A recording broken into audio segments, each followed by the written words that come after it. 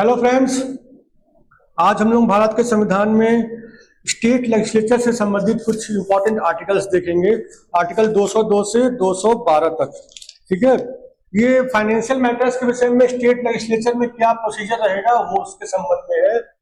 तो स्टार्ट करते हैं आर्टिकल 202 से, एनुअल फाइनेंशियल स्टेटमेंट। ठीक है, तो हर साल एक बजट प्रस्तुत किया जाता है, इसको एनुअल फाइनेंशियल स्टेटमेंट कहा जाता है और गवर्नर उसे प्रस्तुत करवाते हैं स्टेट लेजिस्लेचर में।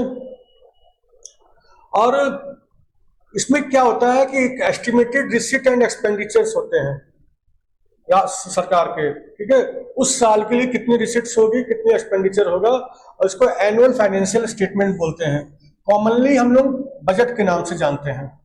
ठीक है, इसमें जो एस्टिमेटेड एक्सपेंडिचर होता है उसके दो पार्ट होते हैं। एक तो expenditure charge upon the consolidated fund of the state. ठीक है, जो संविधान में लिखा है कि ये फला फला expenditure charge upon consolidated fund of state होगा, वो होगा। इस पे वोटिंग नहीं होती है, ये केवल इस पे डिस्कशन हो सकता है लेकिन वोटिंग कभी नहीं होती है। ठीक है, एक तो इस तरह के खर्चे होते हैं। दूसरा, अन्य खर्चे जो कि कंसोलिडेटेड फंड ऑफ स्टेट पे चार्ज किए जाएंगे, जिससे निकाले जाएंगे, तो वो अन्य खर्चे, इस खर्चों के अलावा अन्य खर्चे तो कंसोलिडेटेड फंड से निकाले जाएंगे। ठीक है, अच्छा, जो एक्सपेंडिचर दिखाए जाएंगे बजट में, उसमें रेवेन्यू के खर्चे और कैपिटल वाले खर्चे अलग अलग दिखाए जाएंगे। कि ये routine revenue expenditure means routine expenditure, जो जिससे हमें कोई एसेट नहीं क्रिएट हो रही है, वो उस टाइप के खर्चे, जैसे सैलरी वगैरह है, तो सैलरी है, मेंटेनेंस है, इंटरेस्ट है, इस टाइप के खर्चे वो अलग दिखाए जाएंगे और दूसरे अन्य खर्चे अलग दिखाए जाएंगे। अच्छा, अभी हम लोगों ने डिस्कस किया कि expenditure charge upon consolidated fund of state क्या होता है। ठीक है, इसमें पहला देख लीजिए, जो एमोल्यूमेंट्स एंड अलाउंसेस हैं गवर्नर के और उसके उनके ऑफिस के जो खर्चे हैं, दूसरे वो expenditure charge upon consolidated fund of state है। स्पीकर की, डिप्टी स्पीकर की सैलरी, विधानसभा के चेयरमैन और डिप्टी चेयरमैन की सैलरी, विधान परिषद के, ठीक है, सैलरी अलाउंसेस वगैरह, ये भी सेम है, expenditure charge upon the consolidated fund है। डेप्ट charges for which state is liable, कुछ स्टेट ने कर्जा लिया है, इसमें तमाम तरह के कर्जों से संबंधित खर्चे हो सकते हैं, ब्याज हो सकता है, सिंकिंग फंड चार्ज हो सकता है, रिडेम्पशन चार्ज हो सकता है कि उसको जब फाइनली चुकाया गया तो कुछ एक्स्ट्रा पैसे देने हैं, और दूसरे खर्चे लोन उठाने के लिए, उसकी सर्विस करने के लिए और उसको चुकाने के लिए, इससे संबंध में जितने भी खर्चे हैं वो expenditure charge upon consolidated fund of state है। हाई कोर्ट के जजेस की सैलरी और अलाउंसेस के खर्चे जो है ये भी सेम है। कोई डिक्री या कोई जजमेंट आया कोर्ट का, ट्रिब्यूनल का, ठीक है, उसके तहत गवर्नमेंट को कुछ पैसा देना है किसी को, तो वो भी कंसोलिडेटेड फंड पे चार्ज किया जाएगा। इसके अलावा संविधान में या किसी कानून में, राज्य सरकार के किसी कानून में ऐसा लिखा है कि फला खर्चा consolidated fund of the state पे चार्ज होगा, तो वो भी इसमें शामिल रहेगा। ये हो गया आर्टिकल 202। अब आ जाते हैं आर्टिकल 203।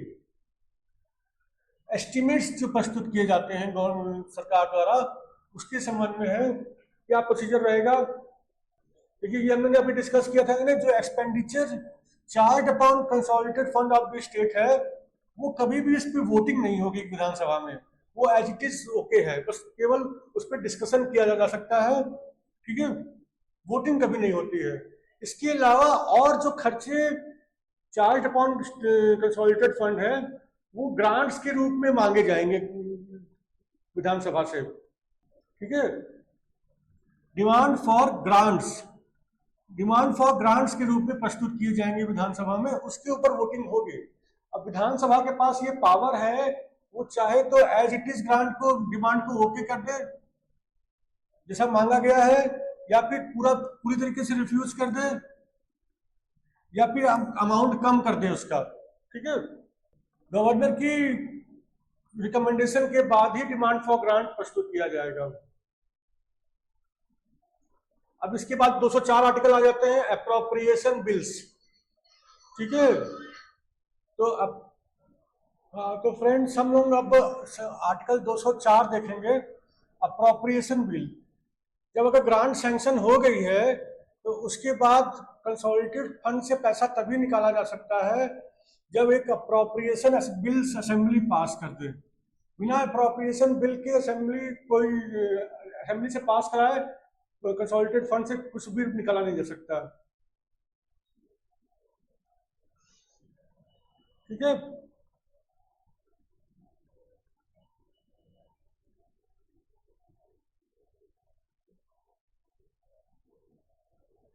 इसलिए ये अप्रोप्रिएशन बिल होता है।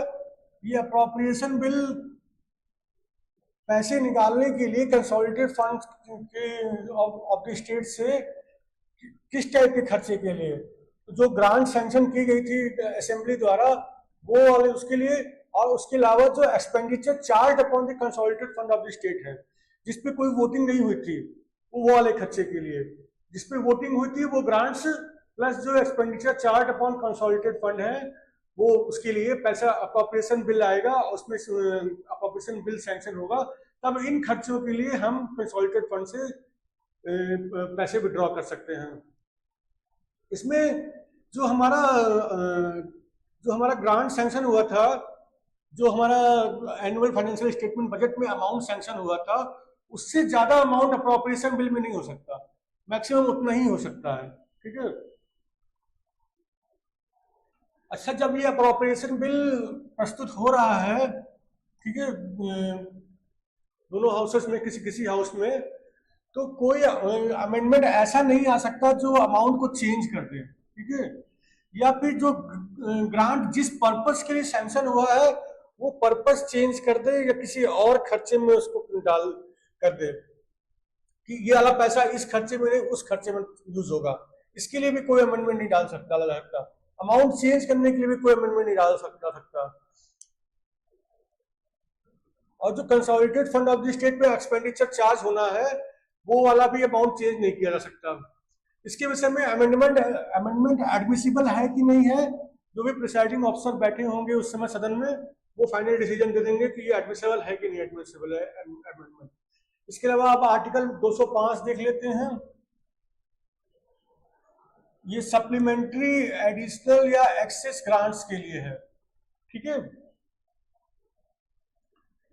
बजट के साथ साथ जो एनुअल फाइनेंशियल स्टेटमेंट होता है एक और स्टेटमेंट भी आता है एडिशनल ग्रांट के लिए दोनों सदनों के पास। वो किस लिए होता है? बजट तो आगे के साल के लिए होता है कि नेक्स्ट ईयर हम लोग ऐसे ऐसे आमदनी होगी ऐसे ऐसे खर्चा करेंगे, लेकिन जो करंट ईयर चल रहा होता है फरवरी में बजट पेश होता है तो उसमें जो बजट किया गया था पिछली बार उसमें कम ज्यादा हो सकता है कि हम प्रावधान किया गया था जिस अमाउंट का उससे ज्यादा खर्च हो गया, या फिर कुछ नया खर्चा आ गया जो प्रावधान ही नहीं किया गया था बजट में, तो उसके लिए ये सप्लीमेंट्री ग्रांट के लिए आता है। जब अमाउंट इनसफिशियंट पाया जाए कि पिछले साल जो प्रावधान किया गया था वो अमाउंट किसी खर्चे के लिए वो अमाउंट इनसफिशियंट था, या फिर कोई नई सर्विस के लिए खर्च करने की जरूरत है जिसके लिए कोई प्रावधान ही नहीं किया गया था और कोई एक्सपेंडिचर सोचा ही नहीं गया था। इसी तरह एक्सेस एक्सपेंडिचर के लिए एक्सेस एक्सपेंडिचर क्या हो सकता है? Amount spend in excess of amount granted. जो भी अमाउंट ग्रांट किया गया था पिछली बार उससे ज्यादा अमाउंट खर्च हो गया। अभी जो हमने आर्टिकल 200, 100, 202, 203, 204 पढ़े हैं वो उनका वो अप्लाई होंगे इस मैटर पे, एनी सच स्टेटमेंट और एक्सपेंडिचर और demand and also to any appropriation act that authorises appropriation. ठीक है। द ग्रांट्स और and also to the grants in respect of such demand. सारा प्रोसीजर सेम होगा, जो बजट वाला प्रोसीजर होता है वही सेम प्रोसीजर से सारा ये एडिशनल ग्रांट का एक्सेस ग्रांट का प्रोसीजर भी वही सेम बजट वाले ही प्रोसीजर से होगा। अब आ जाते हैं आर्टिकल 206 पे, vote on account, vote of credits and exceptional grants. ठीक है। जैसे वो होता ये है कि हर साल एनुअल फाइनेंशियल स्टेटमेंट यानी कि बजट आता है और फरवरी के मंथ में आता है, वो पास होते होते मई हो आ जाती है, तो वो अप्रैल से लागू होता है खर्च करना। तो अब जैसे किसी साल मान लीजिए चुनाव होना है, तो फरवरी में बजट पेश किया, अब नेक्स्ट चुनाव में कौन गवर्नमेंट होगी क्या मालूम, वही सेम गवर्नमेंट रिपीट होगी नहीं होगी, दूसरी पार्टी की आ जाएगी, तो पूरे साल का बजट क्यों बनाया जाए। तो उस केस में फिर वोट ऑन अकाउंट गवर्नमेंट पास कराती है फरवरी में कि जब तक चुनाव नहीं हो जाता तब तक एक वोट ऑन अकाउंट पास करिए, मतलब अकाउंट गवर्नमेंट के अकाउंट पे वोट, ठीक है। वो टेम्परेरी कुछ रूटीन खर्चों के लिए केवल होगा और थोड़े से समय के लिए होगा, जब तक कि चुनाव होकर नई गवर्नमेंट ना आ जाए, और फिर नई गवर्नमेंट आएगी वो फिर वो फुल बजट पेश करेगी, ठीक है। उसको बोलते हैं वोट ऑन अकाउंट। जैसे स्टाफ सैलरी वगैरह बांटना है, तो अगर वो सब नहीं बटेगा तब तक फाइनेंशियल क्राइसिस हो जाएगी, ठीक है।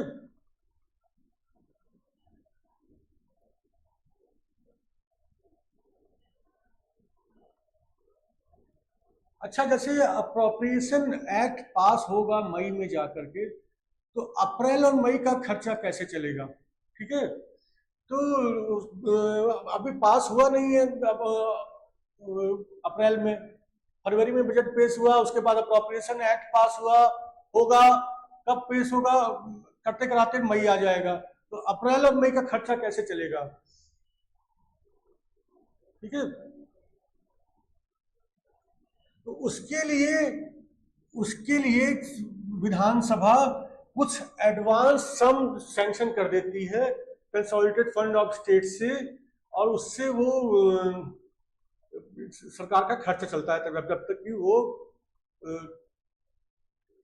अप्रोप्रिएशन एक्ट पास ना हो जाए। अच्छा, आप आर्टिकल 207 पे आ जाते हैं, special provisions as to financial bills, ठीक है। मनी बिल्स का बिल्कुल अलग ट्रीटमेंट होता है, आप जानते ही हैं, पार्लियामेंट में भी यही होता था। 199 आर्टिकल में दिया हुआ है कि कौन कौन से आइटम अगर है तो वो मनी बिल माना जाएगा। अगर उसमें एक सब क्लॉज दिया है A to F, ठीक है, 199 आर्टिकल में, तो फिर उसमें A to F के वाले किसी आइटम का के संबंध में बिल है तो फिर वो मनी बिल होगा।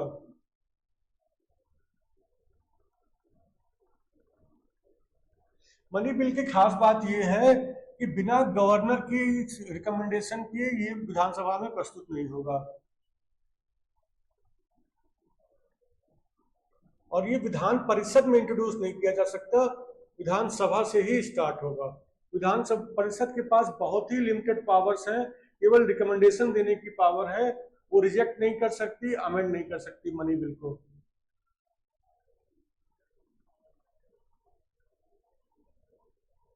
अच्छा, मनी बिल कौन से नहीं होते हैं, अगर किसी बिल में कोई फाइन या अदर पेनाल्टीज वगैरह लगाया गया है तो इसकी वजह से वो मनी बिल नहीं बन जाएगा, क्योंकि कुछ पैसा लिया जा रहा है इसलिए वो मनी बिल नहीं बन जाएगा। अगर कुछ लाइसेंस फीस डिमांड की जा रही है या पेमेंट की जा रही है, कुछ सर्विसेज की फीस पेमेंट की जा रही है या डिमांड की जा रही है, तो इसकी वजह से वो मनी बिल नहीं बन जाएगा। और अगर लोकल बॉडी या लोकल अथॉरिटी लोकल पर्पस के लिए कोई टैक्स लगा रही है या अबॉलिश कर रही है या छूट दे रही है, ऑल्ट्रेशन कर रही है, रेगुलेशन कर रही है, तो वो भी मनी बिल नहीं होगा।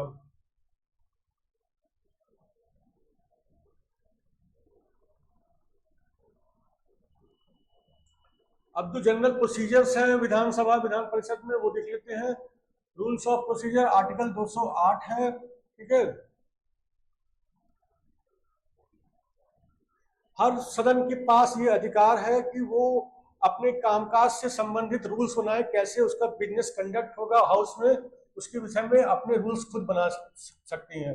विधानसभा अपने लिए बनाएगी, विधान परिषद अपने लिए बनाएगी, लेकिन वो रूल्स संविधान का उल्लंघन नहीं कर सकते, ठीक है।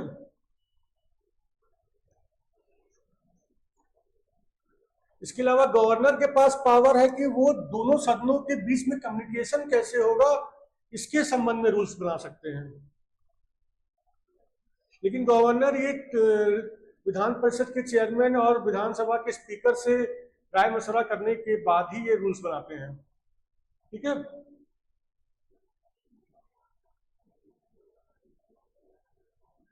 अब आर्टिकल 209 पे आ जाते हैं।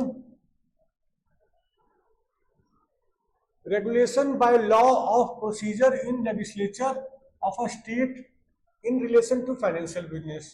ठीक है।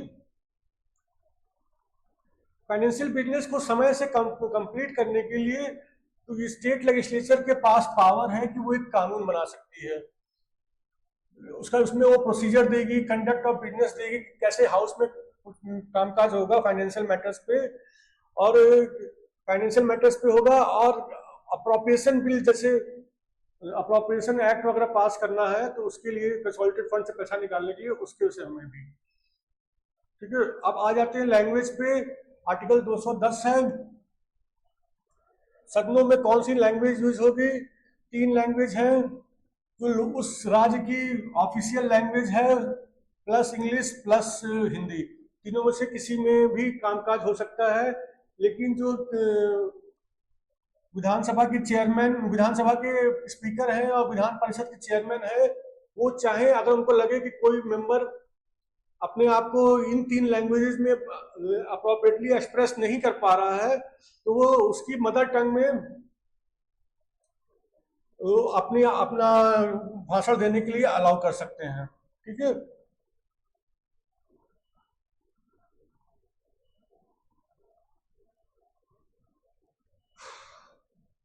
अच्छा, जो विधानसभा में, जो विधान परिषद में किन मैटर्स पे डिस्कशन नहीं हो सकता? किसी भी सुप्रीम कोर्ट के जज के कंडक्ट पे या हाई कोर्ट के जज के कंडक्ट पे, जो वो अपनी ड्यूटीज डिस्चार्ज करते वक्त उन्होंने उनका कंडक्ट रहा, उसके ऊपर विधानसभा विधान परिषद में कभी भी कोई डिस्कशन नहीं किया जा सकता। ये अलाउड नहीं है आर्टिकल 211 के तहत। अच्छा, कोर्ट्स किस मैटर्स पे वो इंक्वायरी नहीं कर सकती?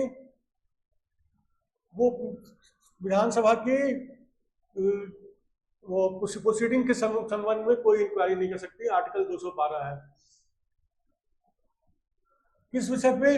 कोई अगर इरेगुलरिटी रही है प्रोसीजर में, विधानसभा की मीटिंग्स के प्रोसीजर में कुछ इरेगुलरिटी रही है तो फिर कोर्ट में उसके लिए मुकदमा नहीं किया जा सकता, उस पर सुनवाई नहीं हो सकती। अब ये प्रोसीडिंग जो हाउस की वैलिड है कि इनवैलिड है, इसका डिसीजन कोर्ट्स नहीं दे सकते।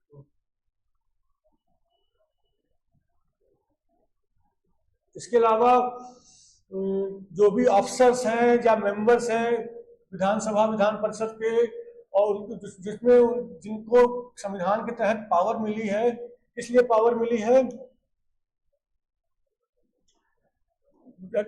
प्रोसीजर और बिजनेस रेगुलेट करने के लिए और लॉ उसके अंदर ऑर्डर मेंटेन करने के लिए हाउस के लिए, वो किसी कोर्ट के जुरिस्डिक्शन में नहीं आएंगे, उनके ऊपर कोई मुकदमा नहीं किया जा सकता। ठीक है।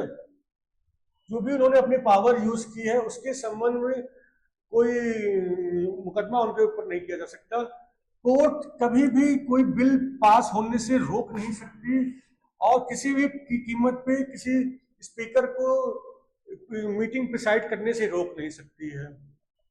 इसके अलावा ये किन विधानसभाओं में, किन राज्यों में विधानसभा में कितनी सीट सैंक्शनड है और उसमें से कितनी शेड्यूल कास्ट के रिजर्व है, कितनी शेड्यूल ट्राइब के रिजर्व है,